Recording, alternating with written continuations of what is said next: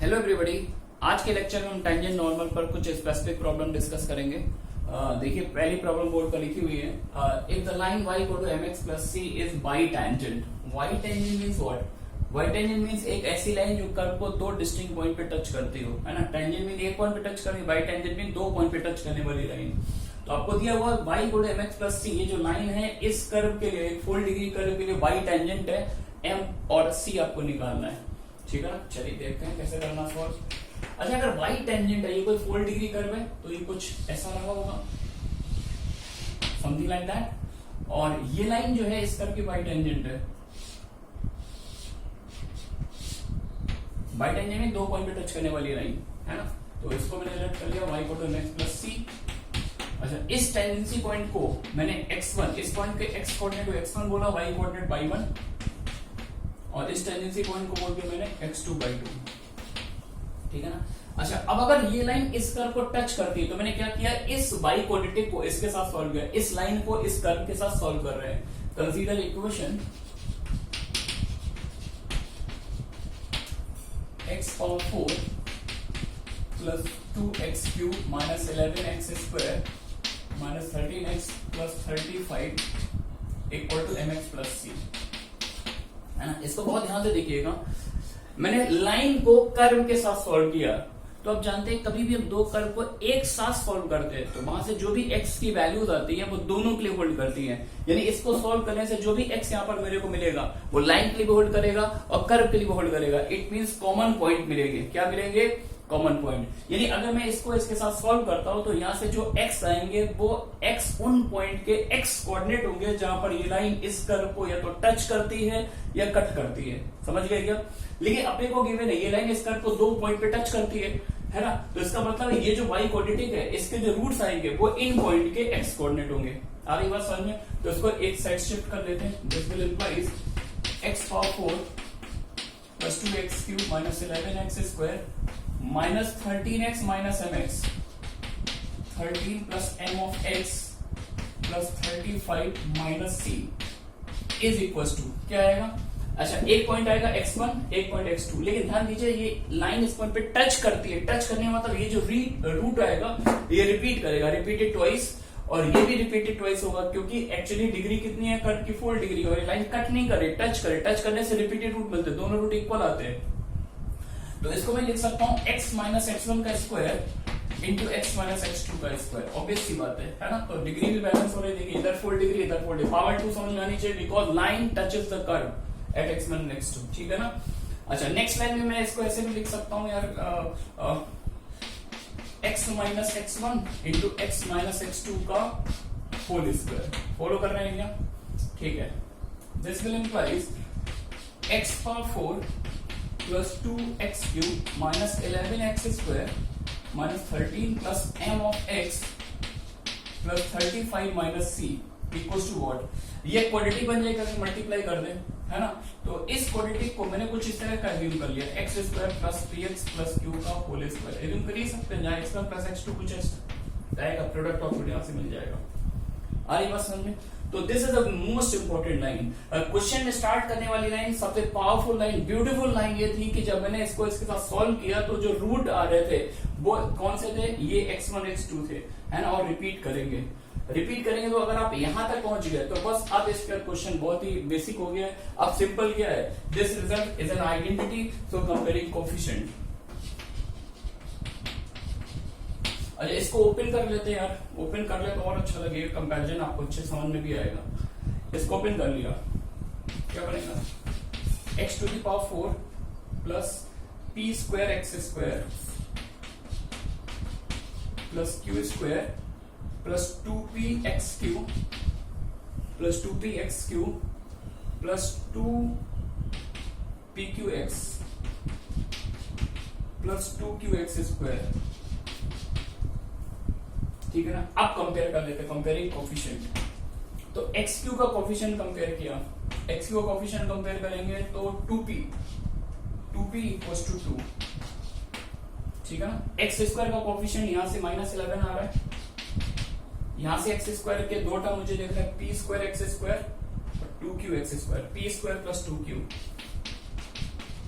पहले इतना data solve कर लेते हैं। 2p इक्वल टू p1 आ गया, p1 आ गया, p को 1 यहाँ पुट कर दिया, तो 2q इक्वल टू -12, p को 1 पुट किया, 2q इक्वल टू -12, q की वैल्यू -6 है ना। xq x का कोफिशिएंट कंपेयर कर लिया। अब x का कोफिशिएंट कंपेयर करते हैं, -13 प्लस m, यहां से x का कोफिशिएंट क्या आ रहा है 2pq है ना। 2pq कितना हो जाएगा, q है -6 और -12 हो जाएगा, यानी 13 प्लस m। q को अगर अपन -6 बोलेंगे तो ये कितना आ जाएगा 13 p है अपने पास 1, p है 1 और q है -6, ये -12 आ जाएगा, माइनस माइनस कैंसिल कर दिया, तो m की वैल्यू मेरे पास आ गई है -1, स्लोप आ गया लाइन का -1। अब एक काम और कर सकते, कांस्टेंट टर्म कंपेयर कर ले। कांस्टेंट टर्म कंपेयर करेंगे तो 35 माइनस c, और राइट साइड से मेरे को कांस्टेंट टर्म सिर्फ एक ही दिख रहा है, q square and q is known, q is what -6, therefore it become what 36, तो c is what, c is 35 minus 36, c is also -1, तो m -1 आ गया, c -1 आ गया, तो m और c ये वैल्यू उठा के पुट कर देते हो, तो therefore equation of y tangent,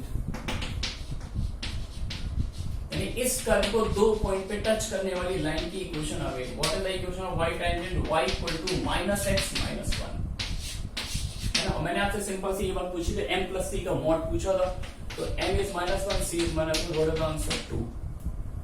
और ये बात बच्चों समझ में, तो बस ये था इसमें इंपॉर्टेंट लाइन, बस ये थी कि कर्व को इसके साथ जब सॉल्व किया था और ये दो पॉइंट पे टच कर रही थी, अगर आपने ये लाइन क्लिक कर गई बस क्वेश्चन नहीं कर दिया, उसके बाद तो बहुत बेसिक बच्चों वाली बात है, इसके स्क्वायर का कोएफिशिएंट कंपैरिजन। ठीक है ना, मूव करते हैं नेक्स्ट क्वेश्चन पर।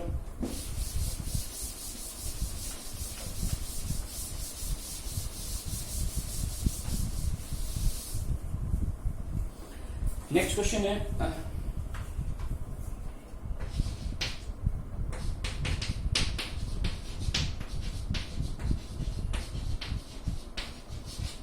find number of parallel tangents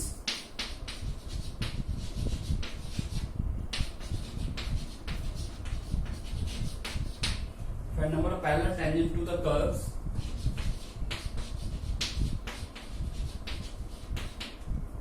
curves fx equals to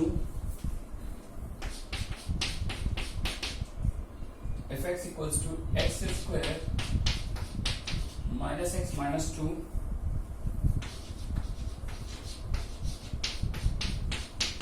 and gx equals to x cube minus 6x square, x cube minus 6x square plus 11x minus 6।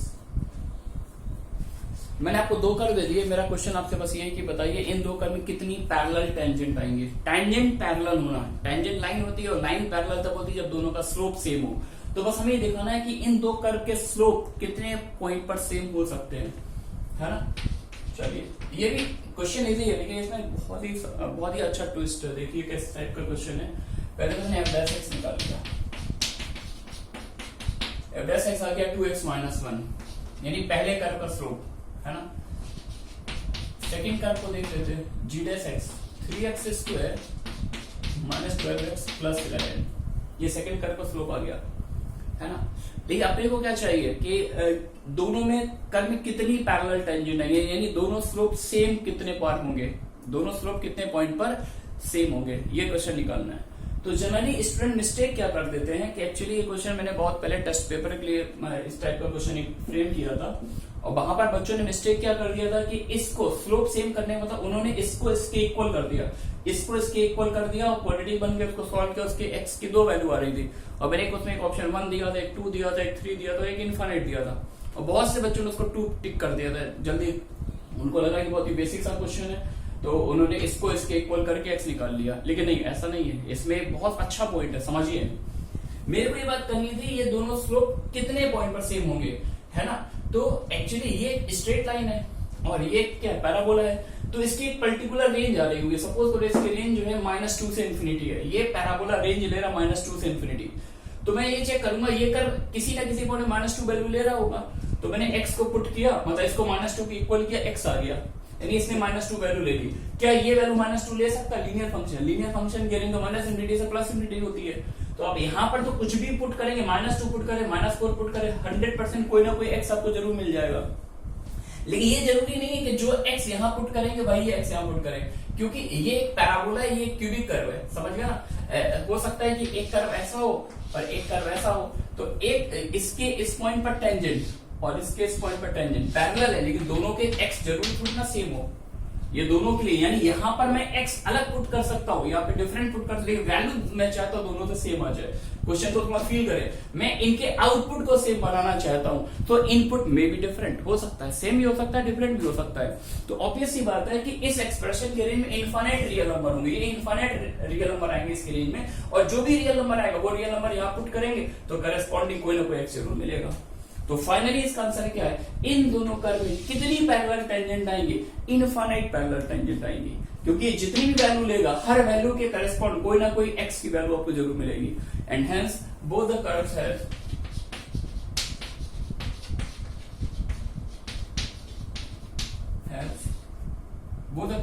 have infinitely many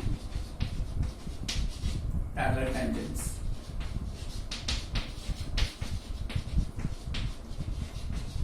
ठीक है ना, तो ये point थोड़ा ध्यान देने वाला है। चलिए नेक्स्ट क्वेश्चन की तरफ मूव करते हैं।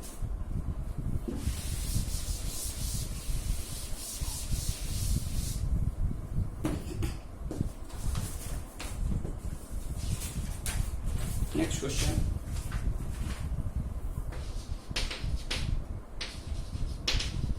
given the curve y equal to x cube plus 3x square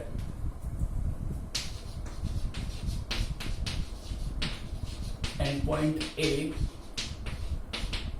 comma 0,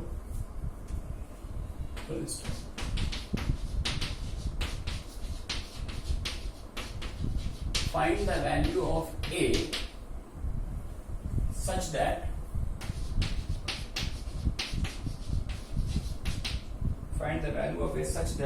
we can draw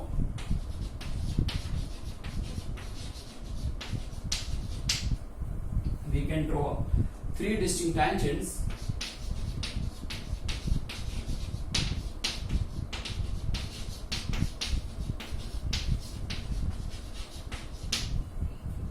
tangents to the given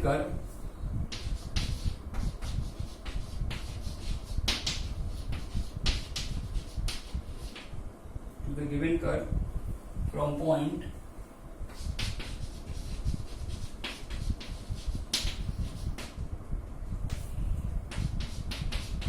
capital A comma 0, and there are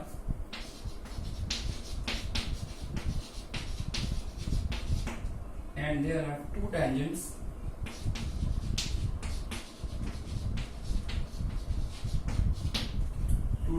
perpendicular to each other.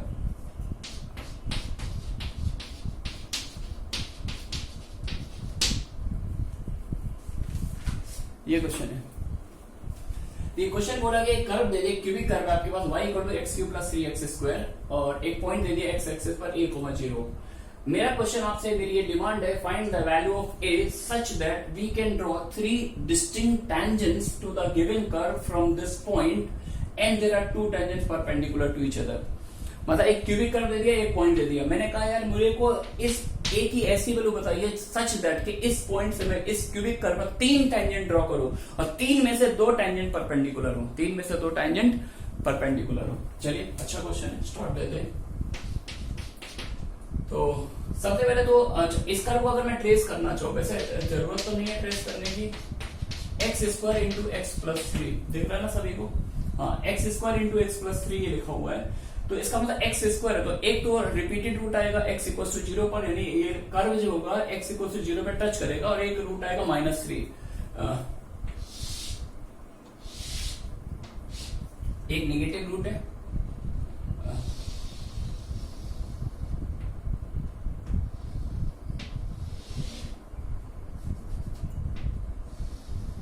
कुछ इस तरह का graph आएगा, ठीक है ना?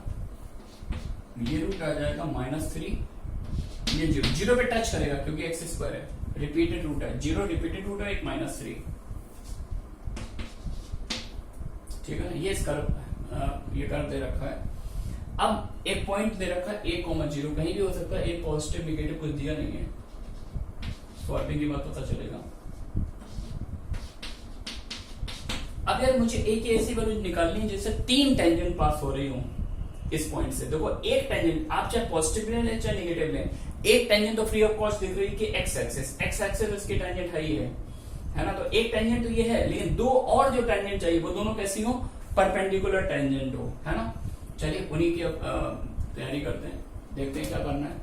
तो सबसे पहले इस कर्व पर कोई पॉइंट पैरामीट्रिक फॉर्म में सिंगल वेरिएबल ले लिया मैंने, any point on the curve.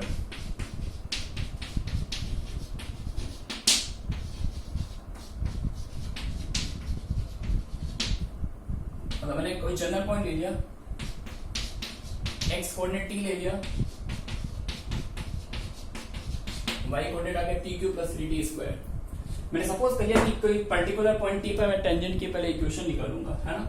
तो dy बाई dx निकाल देते हैं पैरामीट्रिक फॉर्म में। तो बच्चों कैसे निकालते हैं, ऊपर पहले y को डिफरेंशिएट करो 3t² + 6t, नीचे x को डिफरेंशिएट करो तो ये वही आ जाएगा dy by dx at point P. Therefore, equation of tangent at point P.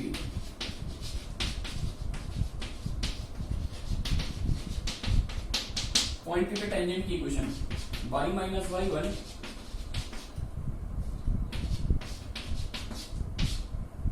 sorry equation of tangent at P y minus y1 equals to m into x minus x1। ये किसी general point P पर tangent की equation मैंने लिख दिया, ठीक है ना। अब मुझे इस कर्व की वो टेंजेंट निकालनी है जो इस पॉइंट से पास हो रही हो, पॉइंट a,0 से जाने वाली टेंजेंट। तो ये कर्व की सारी tangent, because P is a particular, P is a general point, कोई भी रैंडम पॉइंट हो सकता है ये। तो अब मैंने इसको a,0 से पास करा दिया, x को a डाल दीजिए, y को 0, x को a, y को 0।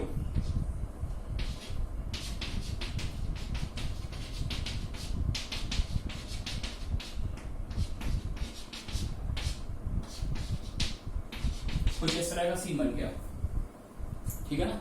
अब देखिए एक t की वैल्यू तो 0 है, एक t यहां से कॉमन ले लेंगे, एक t यहां से कॉमन ले लेंगे, है ना। तो एक t तो 0 आ रहा है,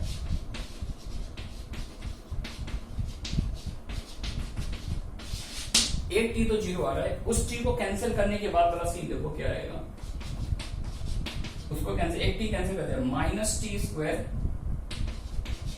- 3t, है ना। अब इसका मल्टीप्लाई कर लो, 3t + 6 का मल्टीप्लाई करो, यहाँ पर क्या बचेगा 3t + 6, तो 380 + 6 से -3t² -60, ठीक है ना। तो क्या सीन बन जाएगा, इसको ऊपर शिफ्ट कर देते हैं, टी में क्वालिटी बन रही है, इसको इधर ले आओ, 2t²,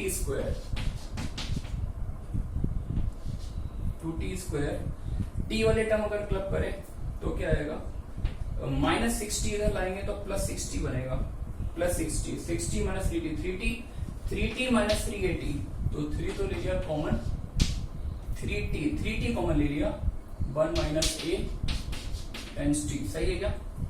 कांस्टेंट टर्म मेरे पास से पिक्चर में एक ही देख रहा है, 6a, जो लेफ्ट हैंड साइड ले आएंगे तो -6a। कैलकुलेशन बहुत इंपॉर्टेंट है, सही है क्या बच्चों।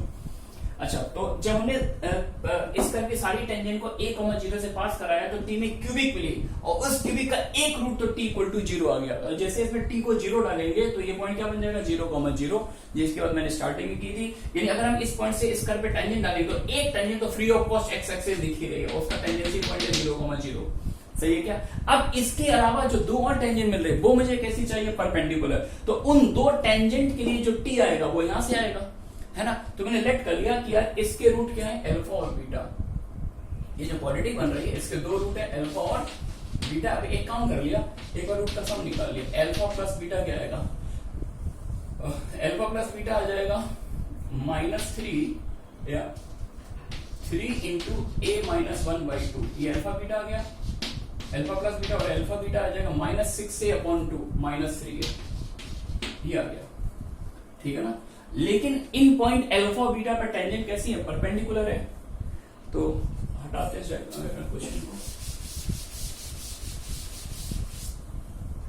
But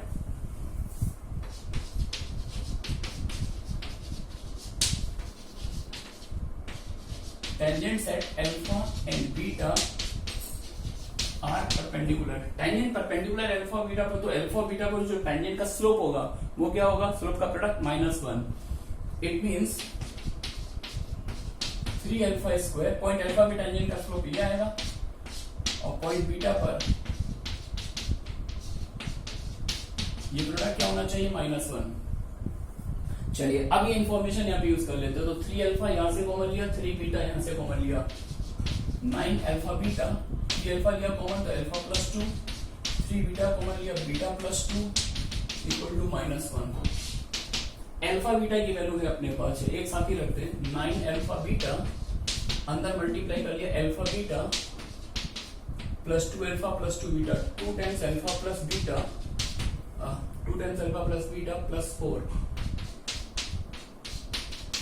equal to -1। अब अल्फा बीटा की वैल्यू पुट कर देते हैं, -3 इंटू -27a, ब्रैकेट के अंदर -3a, अल्फा प्लस बीटा क्या है, 2 टाइम्स अल्फा प्लस बीटा, 2 से 2 कैंसिल हो जाएगा, प्लस 3a -3।